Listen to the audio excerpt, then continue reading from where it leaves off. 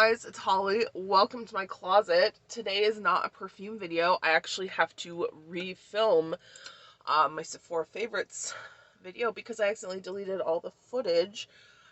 So I thought I would do to have something to upload and also to get me out of my funk, my rut that I'm in, is I'm going to do my makeup for the filming of the other video. And I'm going to tell you a story, a spooky story from here in Las Vegas. So if you're interested in that, just go ahead, keep watching. First product I'm putting on my face is pretty fresh from ColourPop Hydrating Illuminator. I'll try to tell you what I'm using. If I don't tell you what I'm using, let me know if you have a question, because I probably will not remember. I will try to list them in the description box. So that's going to be my base. I'm not really concerned about longevity here because I'm only wearing this makeup to film in. So let's talk about the ZAK Bagans, the Haunted Museum here in Las Vegas. This is a local attraction that you can go visit. It's, first of all, it's vastly underwhelming. You think you're going to go to this amazing spooky place, but they rush you through like 100 different rooms of different sites, and you don't really get to take in anything, so I don't recommend it. But if you like spooky, if you like macabre, you know, I have this YSL foundation card sample. I'm just gonna see how close the lightest shade is to my skin tone. Anyway, so the story begins in the fall of 2018. I think it was 2018. A friend of mine had come into town to visit. She was actually touring a couple of different U.S. states. She'd gone to Colorado, had done some haunted tours there, and then was coming into Vegas for a night, and we decided to do the ZAK Bagans Museum. So this is shade B50, which is quite deep. It's like right here in the middle. We'll see. So we decided to do the Haunted Museum. So, this was what we did. It's a little dark for me. It's a little dark, but I think if I blend it out, it will be okay.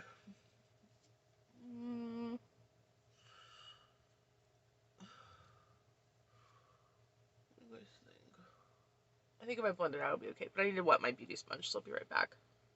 Okay, so first of all, I have no pictures from inside the Haunted Museum because they don't let you take photography. But here is my ticket stub stuff. And then, so anyway, we go in, and this is supposed to be this like super haunted, super creepy place. And the first room that we went into, they had like a human being popping out doing like a jump scare, which should have been my first clue. As it moved on, I was thinking more and more to myself, like, oh god, this is a total ripoff. This joint is just not what they said it was. It wasn't scary, it wasn't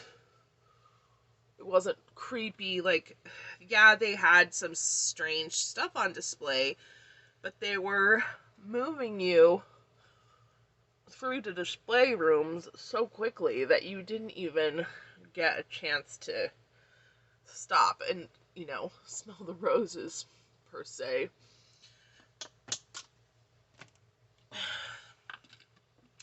We got to one room, however, and it was the room for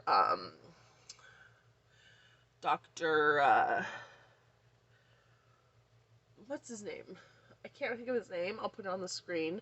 The guy who did the assisted suicides. The doctor... I can't think of his name. I'll put it on the screen. And they had, like, his car, or, like, his vehicle that he would help people die in. And I stepped into the room and I started this, like, I noticed right away this really strange scent. It was kind of like a rusty metallic-y scent. And I thought at first it was just the car, because the car was quite old and it was not in the best condition. I'm gonna use the medium shade just to do contouring with. That's B75. This is how I use these samples up.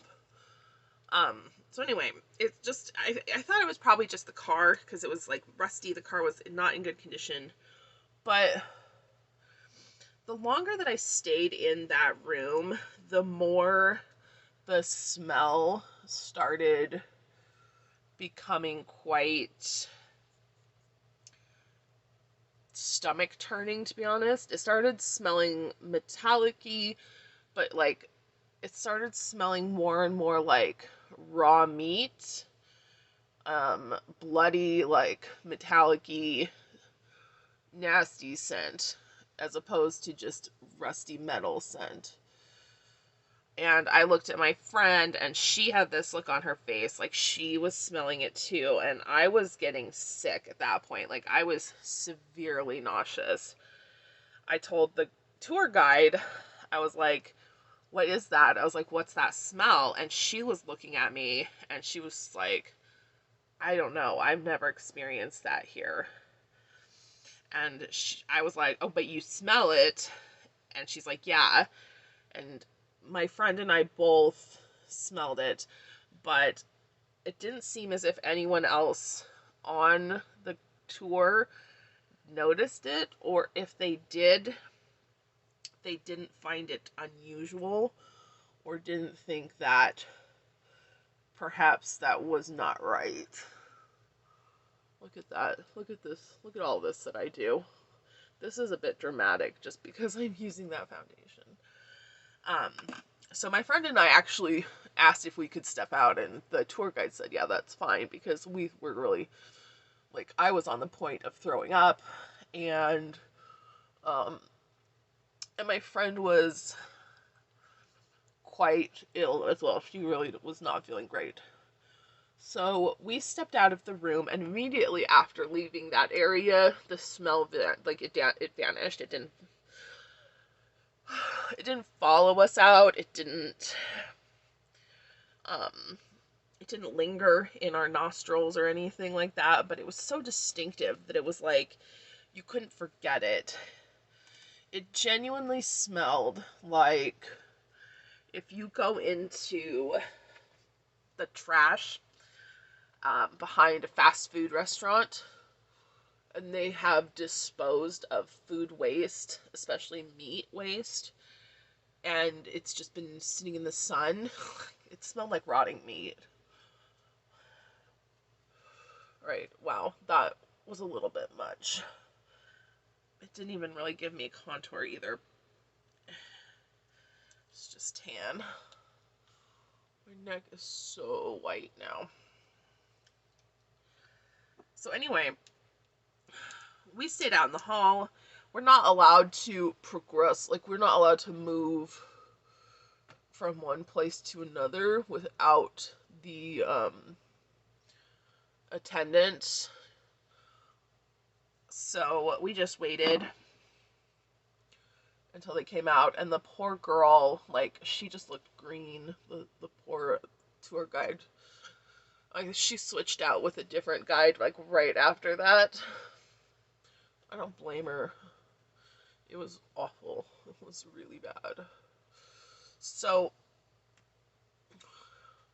we're thinking to ourselves, like, that's weird, and that was weird that the tour guide said that that didn't normally happen. But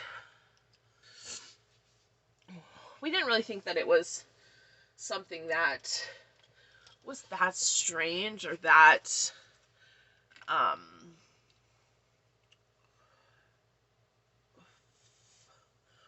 don't know, that it wasn't that it was that paranormal. It was just a weird fucking smell. We didn't see anything weird. We didn't hear anything weird. wasn't anything like weird. That's the thing. I'm trying to get this one spot to blend out. There we go. So anyway, we continued with the tour and literally nothing else happened. There was nothing bizarre in any other section of the museum. It was all very straightforward. It was all pretty boring, to be honest, because the museum itself was quite boring. I think it would be very interesting. It would be a very interesting place to go to if you were able to take your time in each exhibit area and really look at things, but they don't let you. They just like rush you through. And there's so much in there that even with only spending like 5 to 10 minutes in each area, we still were in the tour for over 2 hours. So it was really, I don't recommend it unless you are an extreme lover of paranormal or you really are a fan of ZAK Bagans. Alright, I went ahead and did my eyebrows and my concealer off camera. That's why I look kind of like a clown. But I thought I should tell you a little bit more about what's in the Haunted Museum. Especially if you have either been wondering about going, whether it's worth going, or just because it's like this whole air of mystery that they've put around it. So anyway, I'll tell you the experience. So when you get there, you either have purchased your tickets online and you go to the ticket booth and you get your actual stub, or you buy it there at the museum. They put you into groups of about 10 to 15 people. I'm using the Urban Decay Runaway Shortcut palette. Looks like this. And once you have your group ready, they'll take you through. Like, each of the groups are staggered. From what I could tell, there's about 5 tour guides working, and they each work different sections, and then maybe there's like 1 or 2 floaters.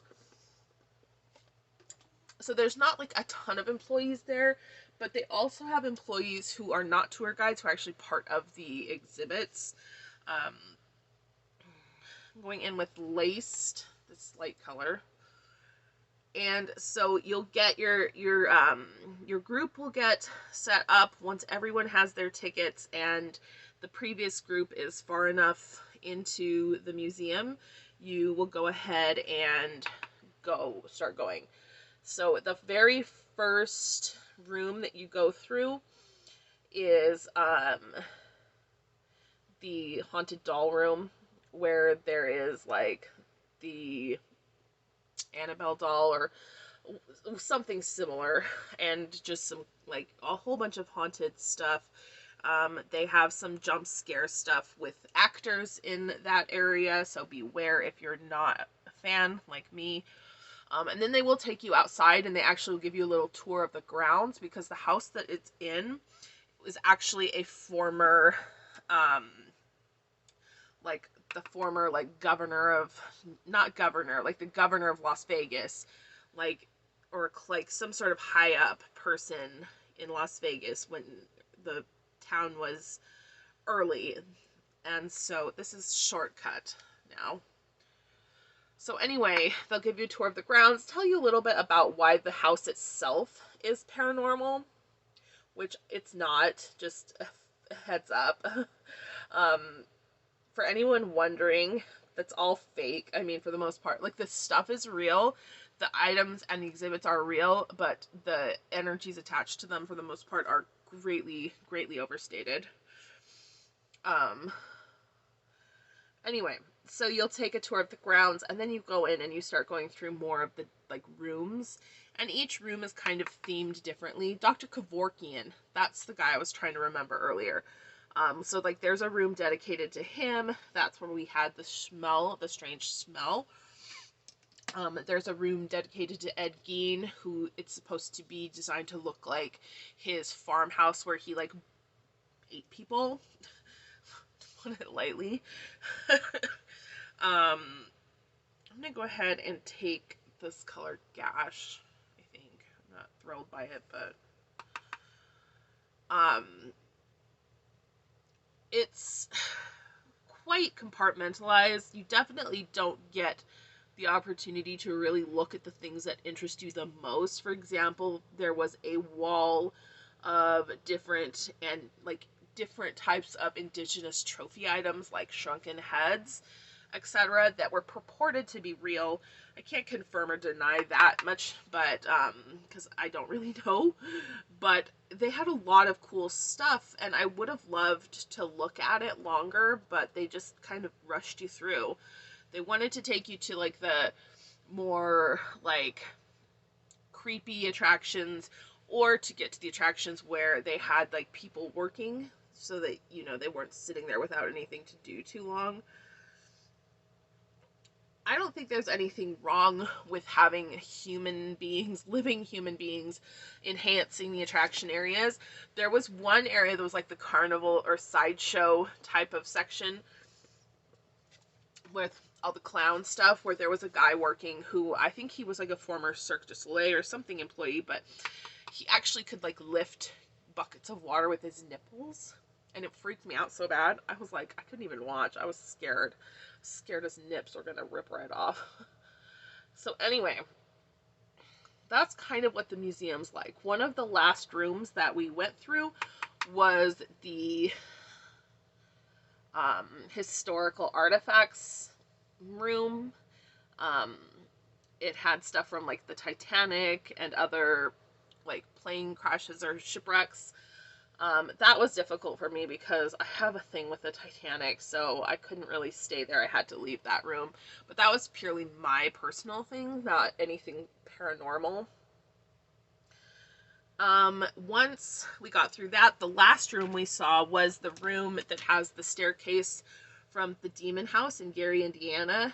If you are not sure what that is, just Google Demon House, Gary, Indiana.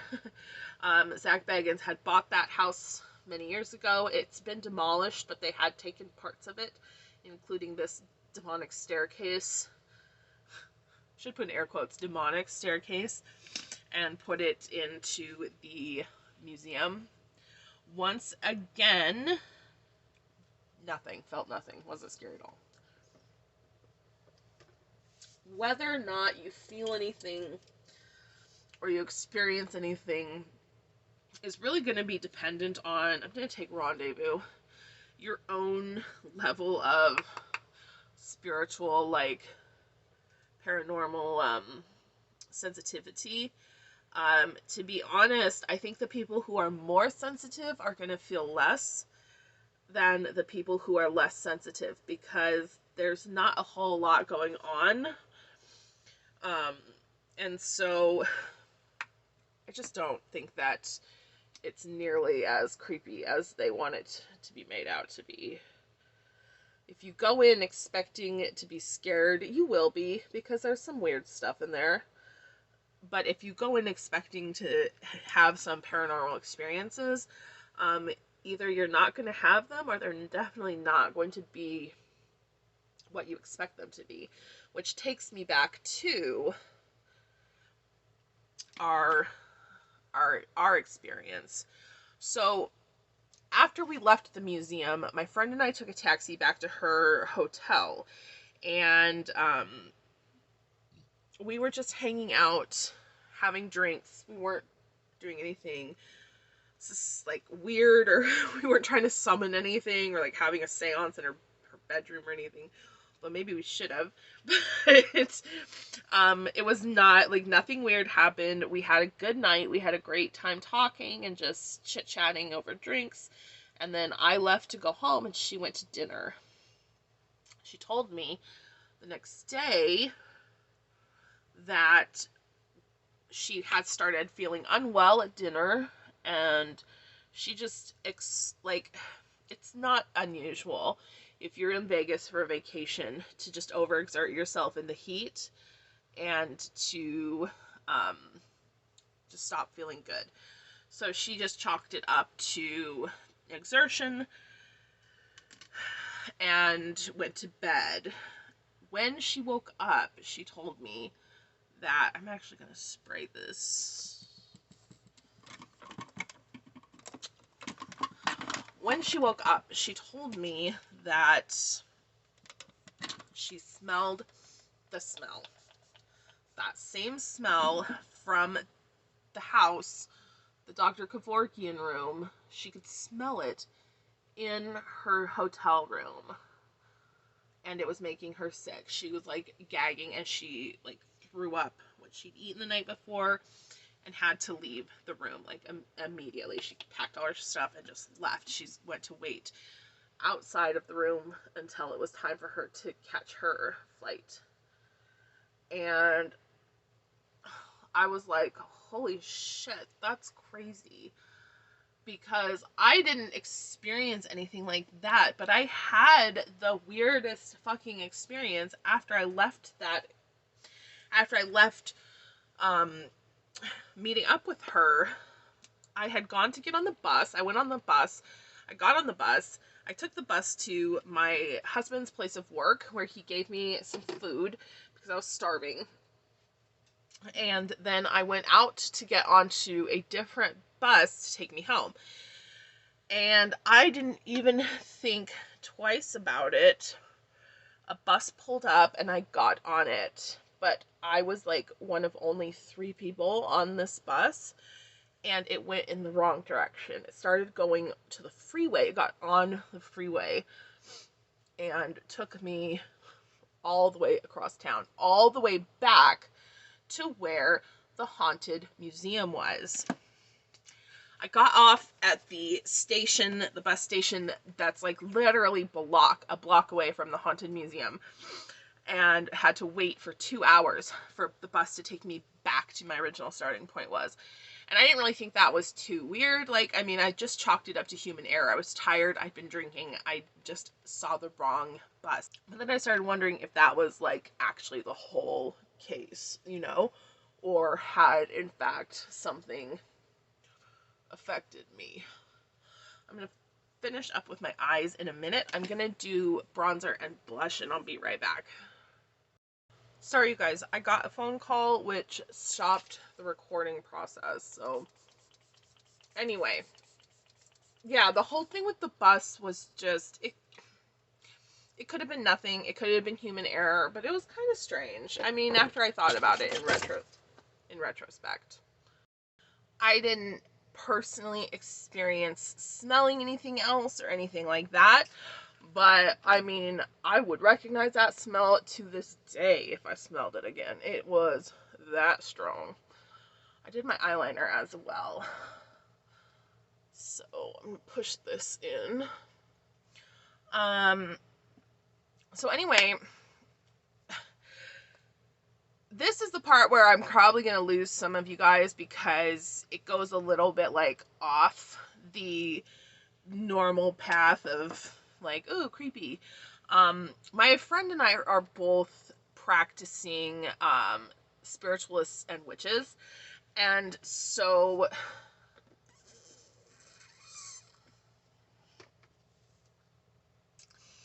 when she got home she lives in the UK. When she got home, her coven was like, my brows are weird. Her coven was telling her that there was something off, like there was something weird. And they ended up doing like a spiritual retrieval on her, like not a soul retrieval, but a spirit retrieval to pull up any attached energies, and they found a malignant energy attached to her.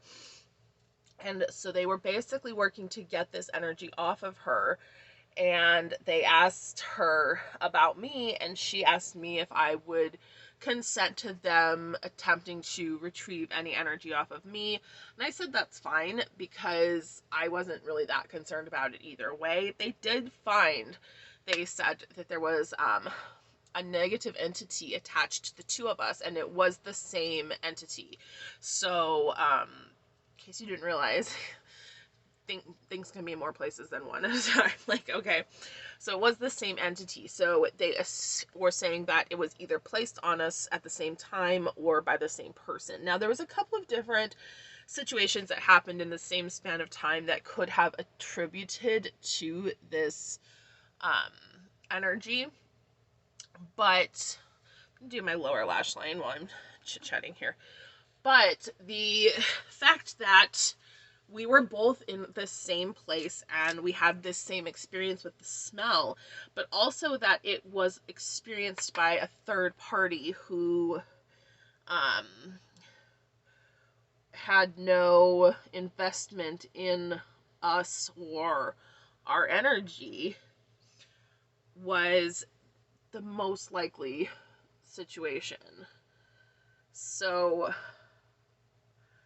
there is some need for caution when you go to the Mystery Museum, or the Haunted Museum, the Paranormal Museum. The Haunted Museum, I think, is what's called, but I don't remember really. If you are a fan of paranormal, if you're a fan of ZAK Bagans, by all means, it's expensive, but go. I'm not saying that you shouldn't go, because who might tell you what to do with your time and money, right? I wouldn't go again, not because of the experience I had, but because it was not that fun. It was very tiring, and it was quite boring, to be honest, especially the way that they rushed us through each exhibit. There was not really any time to enjoy the exhibits. There was not really any time to like really look and take in what you were seeing. It was like, wham, bam, thank you, ma'am, get out. To the next person can come in. Whether they've changed that, if there's been any changes between 2018 to now, I do not know, because I haven't been back. So, yeah. But what I would say is that if you are thinking about going, especially if you are somebody who is not very protected, if you're, like I said, people who are paranormally sensitive, who already understand and experience things quite regularly, you already know how to protect yourself and guard yourself from experiencing any sort of like lingering entity or energy. People who are not at that point are going to experience more, because they are more open, they're less protected, and they just overall are going to have their guard down.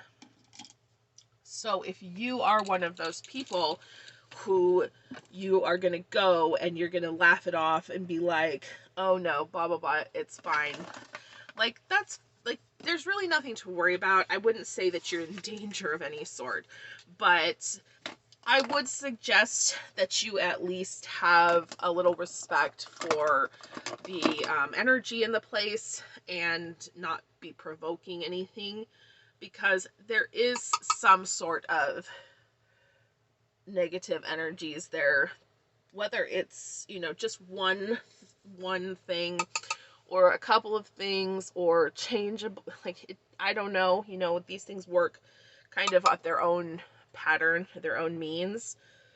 So just be aware that this is a thing that could happen, and definitely not saying that if you are going to go there, you're going to get possessed, because that's not what happened. There was no possession. We weren't possessed. I wasn't possessed. My friend wasn't possessed. An energy attachment is just that. It's an energy that attaches itself to you. It doesn't affect you in any way, except for sometimes it can be quite draining physically and mentally, just depending on how powerful the energy is. Now we're getting into like spiritualism and all this stuff that I normally would put on my second channel, except I haven't put anything on my second channel in 100 years. But yeah, not a possession. You're not gonna get taken over, but you may have some weird experiences afterwards. Like, be aware, just be aware. So let me finish up with my eyes, and then I'll come back, we'll do lips and be done. Alright, you guys, so basically that's the story of ZAK Bagans' Haunted Museum. Now, my question to you is, would you still go? Are you interested in going? Does the paranormal interest you? Have you been? if you have been to the Haunted Museum in Las Vegas, let me know what your experience was. I'd be super curious to hear. Because online, there are a ton of reports of people experiencing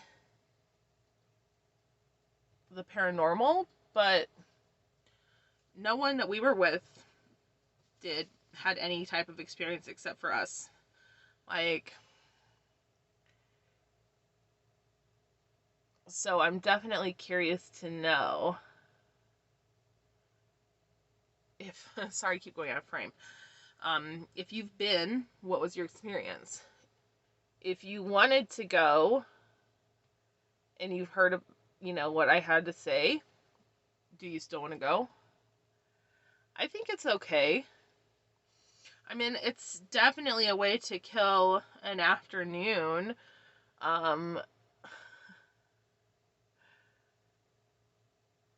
But if you're looking for like a more interesting paranormal experience, I would suggest just like catching a bus to one of the like haunted mining towns.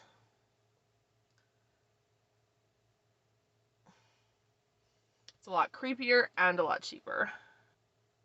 I don't know like if the museum is open right now because of everything going on. I believe it has resumed some limited operation, but I'm not 100% sure about like the hours and availability of tours or that sort of thing. So if you want to go just like book a tour, you definitely want to check first because I don't know. But yeah, it's definitely worth the freaking 2.5 hours and $45 or more. I don't even know what the price is now. If you want to see some cool museum type of stuff. And the only downside is you don't get to see it for very long, so yeah.